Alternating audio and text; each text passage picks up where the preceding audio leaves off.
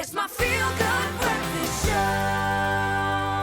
Welcome back to your Feel Good Breakfast Show. It is a Monday and we've got to continue down the avenue of Women's Month because it's not just about celebrating achievement. It's actually about spotlighting how women are reshaping systems to solve real-world problems. And I think that's exactly what we're getting into today. Oh, and rightly so. In South Africa, women are often, in most cases, let's be honest, at the forefront of social innovation work where the real magic is happening in this country, combining entrepreneurship, activism, and creativity in the most astounding ways to bring fresh solutions to, in this case, terribly old challenges. That's right, and that's why our panel today is looking gorgeous. Our guests today are Nadia Mwilman, Managing Director of Nanuki, as well as Renee Weston, Programs Director at Sunshine Cinema, and doing exactly that. Together, they prove that when women lead social innovation, they don't just change lives, they actually just change the rules, and we are here for bending and breaking rules that just don't serve us anymore. So ladies, welcome, and thank you so much for being here. Where do we even begin? I would imagine your days start like that, where you're like, all right, because you are purpose-driven. There are challenges within the social space that we used to see as this mountain to climb. Now they are revealing the opportunities. Renee, maybe I can start with you. When we talk about social innovation, we love to throw the term around here because it sounds exciting, it sounds like big business, but as soon as the word social comes into bear, it's people. We are trying to help as many people. Maybe you can broaden our horizon. What does that look like to you? I think a lot of people are thinking tech startup, how can I become the next Elon Musk? It doesn't necessarily have to look like that. Right, absolutely. And I think the easiest way to put it is to ask you to think of an issue that you're currently facing in your community or around you. Take a few minutes. What does that look like? What's not working? What could you make better? And then take a few minutes to actually think of many, many, many solutions. And it's a case of narrowing that down and finding something that's going to make a positive change. It could be a product, as Nadia's doing. It could be a service. You know, that sort of 24-hour hairdresser service in the community that suddenly all the kids need. The hairdresser that comes to you. Exactly. What I love about that is it's supply and demand. You're getting at the core of what a successful business needs, the constant need of supply, which is brilliant. It's so beautiful. So thank you for the work that you do. Thank you as well, Nadia. But I've got to ask you the question, though, why is it often women driving that social change in South Africa? Why is it something that we carry? Well, I think definitely necessity is the mother of all innovation. And in South Africa, where we have so many social inequalities, I think women bear the brunt of most of it. And we as women have been forced to seek opportunities outside of the traditional business model, where we can actually change the community around us, not just for creating a profit, but also by improving the lives of the ones around us. Real impact. Exactly. For those that don't know Sunshine Cinema, give us a bit of background there. It obviously sounds beautiful, but what do you guys do? So essentially, we focus on two things. Helping young people to find a pathway into entrepreneurship using digital media skills, and at the same time using film and story as a really powerful tool for this community change, inspiring conversation using a powerful African film. Because they're designed for emotional connection. Exactly. Where you need that. And we're good, eh? Yeah. When it comes to storytelling, I'm like, yes, our please, can we superpower. get some more of this? How do you design projects that take both the immediate needs of the community in mind, but also ensure that the impact is there for long-term change? How do you meet both of those at Systemic the same time? It's a lot of listening and learning. Yeah. If you're doing something that's going to solve an immediate need, that's great. But what is it that's going to make it long term? For example, providing a gig, providing a job. That'll put food on that table immediately, today, like you need to. But for us as Sunshine, we've had to find ways of adjusting our training model to really help support young people to find that way of connecting with their clients, to build a long-term client relationship. Soft skills. Soft skills, personal self-care, that is key too. And the crazy thing is, at these gateways, we're discovering now with so many organizations that the soft skill development is almost more critical than the other stuff. And if you can get them just 3 months practical experience in the real world in that space, then the magic, to use that term again, happens. Nadia, why I love what you do, when we get into the health space, We have the answers, so little access because of societal gateways. You've turned that model on its head with Nanuki. So what does Nanuki do, and how do you get this right? Because no one is doing it in your space like you're doing it. Yeah, well, I think the social issue that we saw was, I think, a big inequality that we currently face, and that is the access to safe and nutritious food. Yeah. And for many, that is a privilege, not a right. And I think in South Africa, where we lag behind with a lot of access to nutritional food and a lot of policies that regulate or implement food allergen management, we definitely are lagging behind.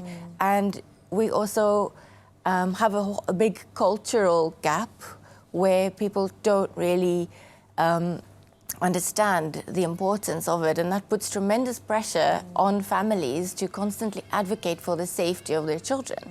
And we just found that this is definitely a need to provide an opportunity in this country where, you know, people can feel that they have safe alternatives. They don't have to feel left out. I absolutely love that, because this ultimately, when you don't take care of the pillars of health, that's going to be a cost on the whole system. Again, the whole country is going to have to carry that weight. Yeah, and suffer a bit. When it comes to lessons, I'm just always curious when I see women in business and women really at the forefront of impact and change. What sort of lessons that you've learned along the way that came from challenges? Can you share some with us? Sure. I think the short Every answer day. is nothing stays the same. Just when you think you've got it all going and everything's balancing, something changes. Yeah. And I think for us as Sunshine, that's usually funder related. I think of the recent USAID, you know, we lost all of that funding, but instead of dying and not being sustainable, we had to look for filmmakers and partners who understand this model of using film and story for social change and social innovation, and we found them. We're now doing a fantastic project with an innovation in Zimbabwe called the Friendship Bench. Wow. And we've had opportunities to partner with organizations like that. Incredible. I love it. Just very quickly, because you are purpose-driven in the most powerful way, and it's I think, going to cast a light in an area that others would want to follow. But you're a small business influencing big business now. How do smaller organizations or businesses like yourselves have that kind of impact? What advice do you have for them?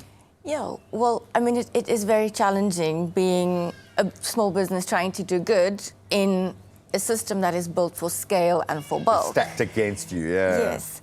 And I think when we prove that we have a community that is looking for a solution, and we can provide that solution, we prove that that solution is possible and viable, and hopefully, you know, they will follow.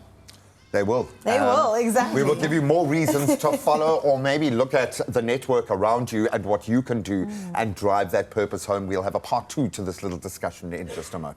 It's my feel-good breakfast show. So much to talk about. Thank you for rejoining the conversation. We are continuing our Women's Month focus today, discussing a woman leading social innovation where it's most needed. And in this conversation, we're going to focus on the challenges, well, we call them opportunities in the space, the trade-offs, and the bravery to make bold decisions, those that are needed to make ideas work in the real world.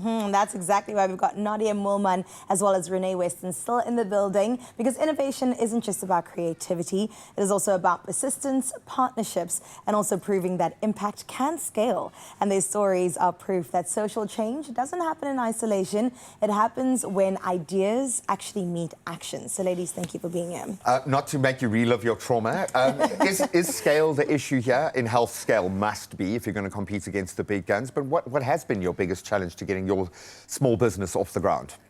Well, for us being especially allergen-free, I think our biggest challenge is that a lot of these very unique and specialized ingredients that need to be certified allergen-free are not locally available.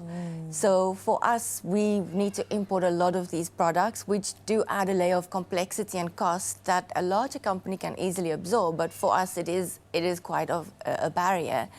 And on top of that, we are working in a market that is managed or run by giants who work for profit and not necessarily for good, where we are questioning every ingredient and the traceability and what is in it and where it's from. And that's not necessarily the case in the market. How did you get around that? Yeah. How were you able to, without giving away too many of your trade secrets, but I would imagine there are a lot of small businesses sitting at that gateway. Yes, it is definitely challenging every day. We still have to, sometimes change recipes or find different suppliers abroad just because supply is quite challenging. Right. And especially in South Africa, where people will only provide things that they can sell and they're in it for the profit. Sometimes we have a wonderful product available to us, but just because the demand isn't there, we lose that product and we have to go and find it ourselves. So it's just a constant pivoting and adjusting. Until we're producing it all here in South Africa, Yeah. which, Hopefully but that won't happen unless someone is kicking around the local market saying, I need this, where's this, Yes. let's do this. And that we can prove that there is a need and that the solution is viable.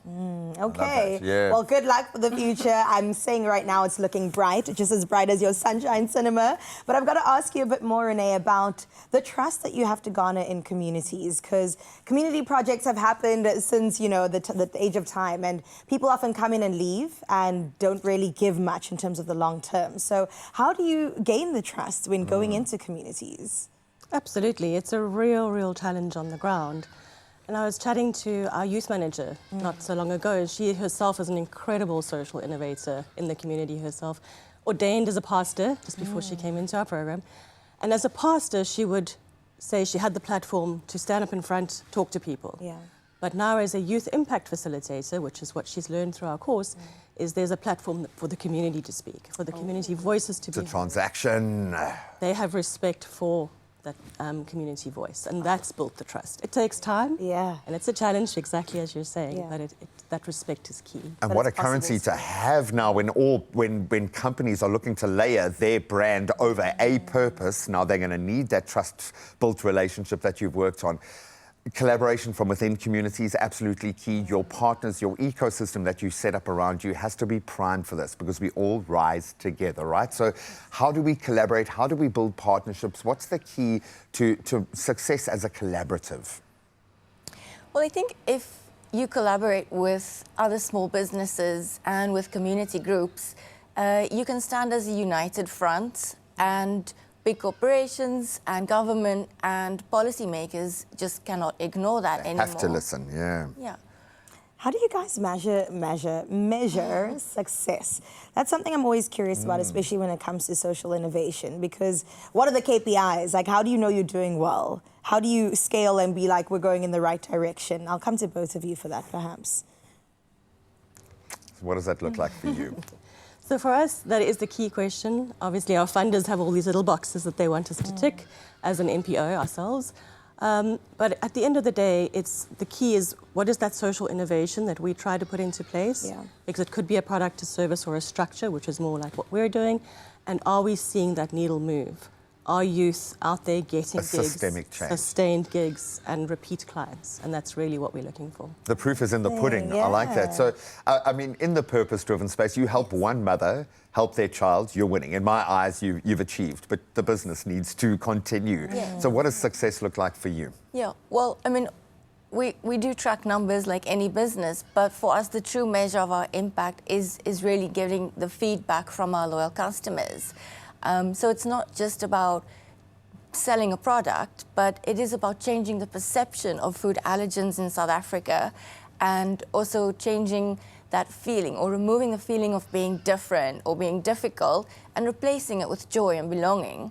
And for us, when we see pictures of our products at a birthday party where we know that that child for the first time will be included in the party, Sure. that is the real impact that we're working for. And I think looking at a business with numbers, we're treating it, differently on the impact side. So we're looking at it from both sides and say, well, impact is just as important as being a sustainable business. Because that's a lifetime of reselling if you have that kind of impact in the product space. But moreover, now you are convincing or prompting and inspiring others to follow suit because it works.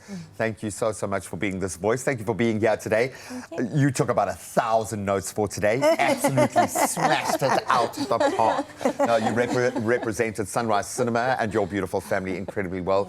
I hope we talk big business with you the next time we're sitting down on this couch. But you have an opportunity to drive social change, not as a far distant thing, but right around you in your community today.